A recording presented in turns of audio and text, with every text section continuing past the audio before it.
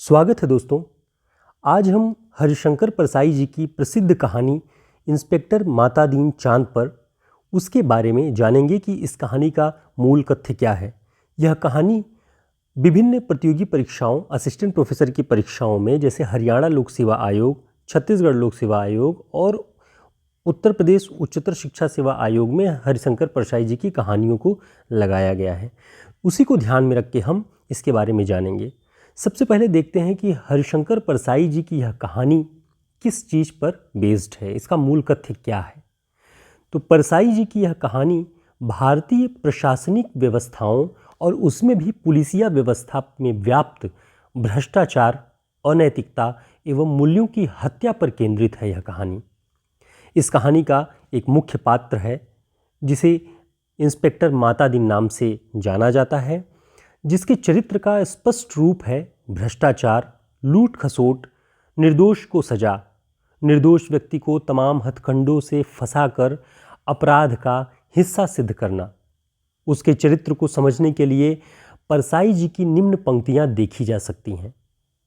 परसाई जी लिखते हैं कि विज्ञान ने हमेशा मातादीन से मात खाई है। फिंगरप्रिंट विशेषज्ञ कहता है कि छुरे पर पाए गए निशान मुलजिम की अंगुलियों के नहीं हैं, पर मातादीन उसे सजा दिला ही देते हैं। एक यह पंक्ति यह स्पष्ट करती है कि कोई एक भ्रष्ट चरित्र का जो पुलिसिया अधिकारी है वह किस तरह से वैज्ञानिक तर्कों और तथ्यों को नज़रअंदाज करते हुए किसी सामान्य निर्दोष व्यक्ति को अपराधी सिद्ध करने पर उतारू होता है, और वह वैज्ञानिक तथ्यों का, उससे प्राप्त रिजल्ट्स को किसी भी तरीके से स्वीकार नहीं करता और अपने मन मुताबिक व्यक्ति को, निर्दोष व्यक्ति को सजा देने पर आतुर रहता है। आगे वे लिखते हैं कि मातादीन अंधेरे पक्ष के माहिर जाने जाते हैं। यानी एक बार ऐसे ही चर्चा चल रही होती है कि चांद पर जीवन नहीं है, लेकिन मातादीन इंस्पेक्टर वो अड़ जाता है कि चांद पर जीवन है, और वो ये पूरी दावे के साथ कहता है कि मैं जानता हूँ, मैंने देखा हुआ है। तो जब लोग पूछते हैं कि वैज्ञानिकों ने कहा है कि चांद पर जीवन संभव नहीं है, तो वो कहते हैं कि वैज्ञानिकों ने और विज्ञान ने चांद के उजले पक्ष को देखा है, जहाँ पर रोशनी है वहाँ उन्हें कुछ दिखाई नहीं देता, और इसी आधार पर वो कहते हैं कि वहाँ पर जीवन संभव नहीं है।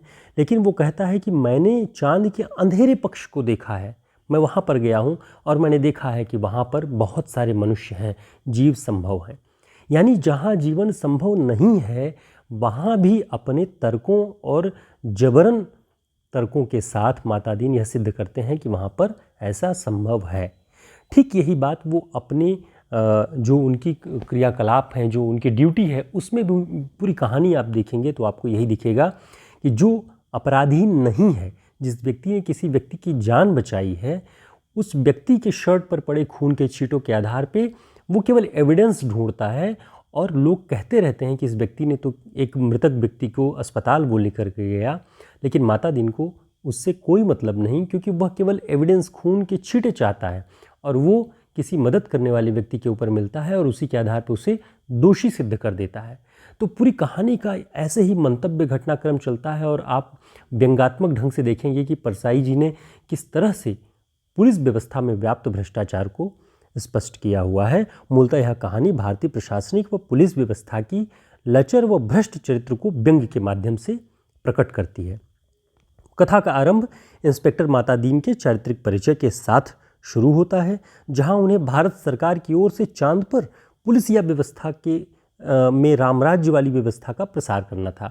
यानी भारत में प्रचलित था कि भारत की जो पुलिस व्यवस्था है वो रामराज के कॉन्सेप्ट पे काम करता है। तो चांद पर के प्रशासनिक अधिकारियों ने कहा कि हमारे भी अधिकारियों को आप प्रशिक्षित करें, और इसलिए किसी एक अच्छे व्यक्ति को, अच्छे प्रशासनिक अधिकारी को चांद पर भेजा जाए।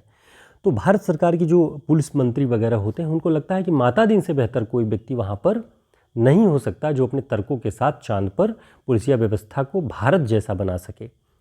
इसलिए उनके जाने का पूरा प्रबंध किया जाता है, और वहाँ के जब अधिकारियों को मातादीन देखते हैं कि यहाँ तो किसी के कंधे पर स्टार नहीं है, किसी के जूतों में फीते नहीं हैं, जैसे भारत के पुलिस व्यवस्था में एक वर्ग भेद होता है कि सिंगल स्टार माने ये, डबल स्टार माने वो, तो ऐसी कोई व्यवस्था वहाँ नहीं दिखती, क्योंकि सारे लगभग अधिकारी वहाँ एक ही श्रेणी के माने जाते हैं कि वो अधिकारी हैं, जनता के रक्षक हैं।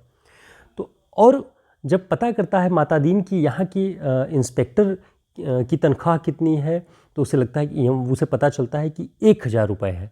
तो वो सोचता है कि हमारे यहाँ तो 200 रुपये ही 100 रुपये ही मिलते हैं इंस्पेक्टर को, यहाँ 1000 क्यों। तो उसने सबसे पहले कहा कि आप अपने यहाँ के पुलिस अधिकारियों का वेतन कम करिए। तो उन लोगों को लगा कि क्या फालतू बात कर रहा है, ये लोग हमारे समाज के रक्षक हैं, ये हमारे समाज की सुरक्षा करते हैं और हम इनका वेतन कम कर दें। तो माता दीन तर्क देता है कि ज़्यादा वेतन दे देते हैं और इनकी दृष्टि अपराध की तरफ नज़र इनकी जाती ही नहीं है, अपराध की तरफ ये देखना ही नहीं चाहते हैं, ऐशो आराम में मस्त है। तो उन लोगों को लगता है कि हाँ माता दीन ठीक कह रहे हैं। तो उन लोगों ने पुलिस के अधिकारियों की, सिपाहियों की, सबकी जो वेतन था उसको बहुत कम कर दिया। और जब कम कर दिया तो उसका नतीजा ये हुआ कि जिस तरह से भारत में कम वेतन पर काम करने वाले पुलिस अधिकारी या सिपाही हैं, वो जब उनके परिवार का खर्च नहीं चलता तो वो लूट खसोट में जबरन अपराध ढूंढते हैं।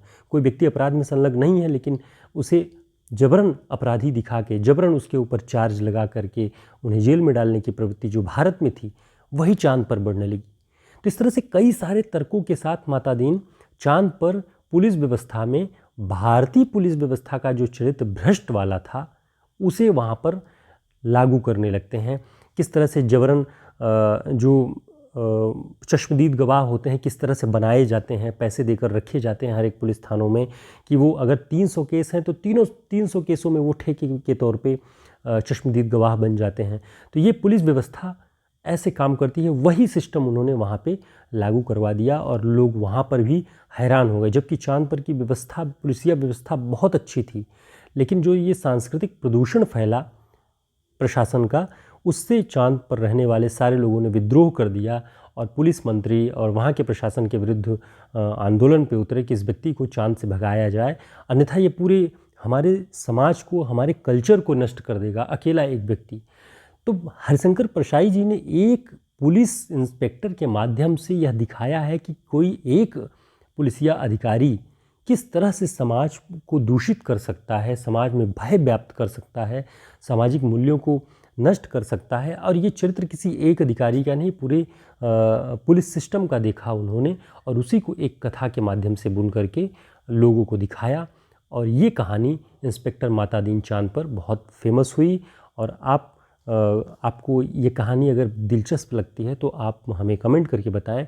हम ये कहानी आपको नरेट करके भी सुना सकते हैं और ढंग से अगर आपको जानना होगा तो हम इस पर और एक स्पेशल क्लास लेकर के आएंगे, जो कि हरियाणा लोक सेवा आयोग के सिलेबस में, छत्तीसगढ़ लोक सेवा आयोग के सिलेबस में ये लगी हुई कहानी है। तो आपकी तैयारी हो जाएगी।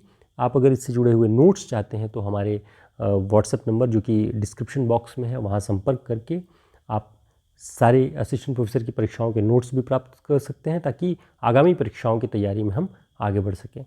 फिर मिलते हैं एक नई कहानी के साथ। तब तक के लिए नमस्कार, धन्यवाद।